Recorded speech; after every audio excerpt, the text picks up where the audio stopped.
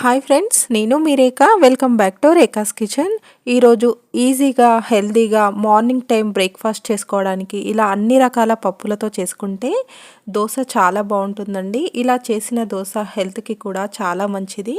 మనం ఇలా హెల్తీగా ఈజీగా పప్పులతో దోశ ఎలా చేసుకుందామో ఈ వీడియోలో చూద్దాం.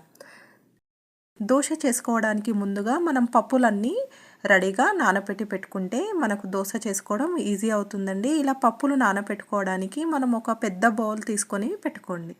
చూసారు కదండి, ఇలా ఒక పెద్ద బౌల్ తీసుకొని ఒక బౌల్ మినప్పప్పు, ఒక బౌల్ పెసర్లు, అలాగే ఒక బౌల్ సాబుదానా, ఒక బౌల్ చోలే రాగులు వేసుకొని మనం ఇలా హెల్తీగా దోశ చేసుకుంటే చాలా బాగుంటుందండి. నేను ఇలా బౌల్ తీసుకున్నాను. మీరు గ్లాస్తో తీసుకుంటే ఏ గ్లాస్తో అయితే తీసుకుంటే అదే గ్లాస్తో అంత క్వాంటిటీ అన్ని పప్పులు తీసుకొని నానబెట్టుకోవాలి.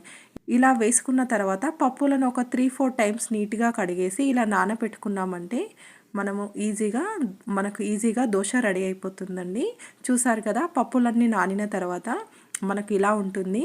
ఇలా నానిన తర్వాత మిక్సీ జార్లో కొంచెం కొంచెంగా పప్పులు వేసుకుంటూ మిక్సీ చేసుకుంటే చాలా బాగుంటుంది. చూసారు కదండి, ఇలా ఎలా మిక్సీ చేసుకోవాలి అంటే మనకు పిండిని ఇలా సాఫ్ట్గా ఉండేలాగా మిక్సీ చేసుకోవాలి. చూసారు కదా, ఇలా పిండి సాఫ్ట్గా అయ్యే వరకు మిక్సీ చేసుకుంటే మనకు దోశ టేస్ట్ చాలా బాగుంటుందండి. ఇలా మిక్సీ అయిపోయిన తర్వాత ఒక స్పూన్ సాల్ట్ని వేసుకొని రెడీగా పెట్టుకోండి. ఇప్పుడు ఈ దోశలోకి చట్నీ ఎలా చేసుకుందామో చూద్దాం. ఈ దోశలోకి టమాటా చట్నీకి 3 టమాటోస్ని, 2 ఆనియన్స్ని, ఒక 10 వరకు పచ్చిమిర్చి, కొంచెం చింతపండుని తీసి రెడీగా పెట్టుకోండి. అలాగే స్టవ్ పైన ప్యాన్ పెట్టుకొని 1 టేబుల్ స్పూన్ ఆయిల్ని వేసుకొని 2 టేబుల్ స్పూన్ల శనగపప్పు, అలాగే వెల్లిపాయలను పొట్టు తీయకుండా అలాగే ఫ్రై చేసుకోండి. ఆ తర్వాత ముందుగా రెడీ చేసి పెట్టుకున్న టమాటోని, ఆనియన్ని, చింతపండుని వీటిలోకి వేసేసుకొని బాగా ఫ్రై చేసుకోండి.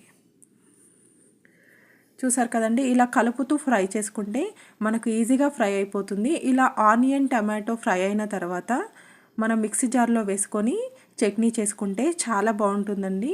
ఇలా మొత్తం ఫ్రై అయ్యే వరకు ఫ్రై చేసుకోవాలి.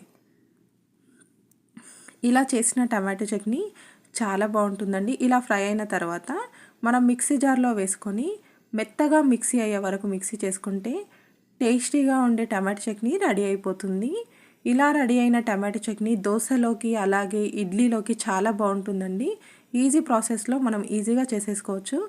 అలాగే ఒక స్పూన్ సాల్ట్ని కూడా వేసుకొని, చూసారు కదా, నేను తక్కువ క్వాంటిటీ ఉంది కదా, మనం క్వాంటిటీని బట్టి సాల్ట్ని వేసుకొని మిక్సీ చేసుకోవాలి. చూసారు కదండి, ఇలా సాఫ్ట్గా అయ్యే వరకు మిక్సీ చేసి పెట్టుకోండి.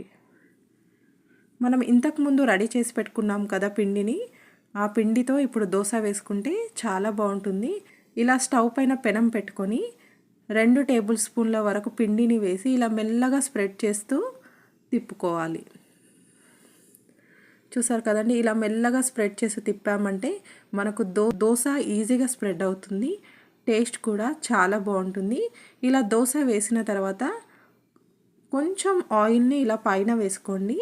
చూసారు కదండి, ఇలా చేసిన దోశ హెల్త్కి చాలా మంచిదండి. మనం ఇలా రైస్తో కాకుండా ఇలా అన్ని పప్పులతో చేస్తే చాలా బాగుంటుంది. ఎంతో టేస్టీగా ఉండే దోశ రెడీ అయిపోయిందండి. Thank you for watching.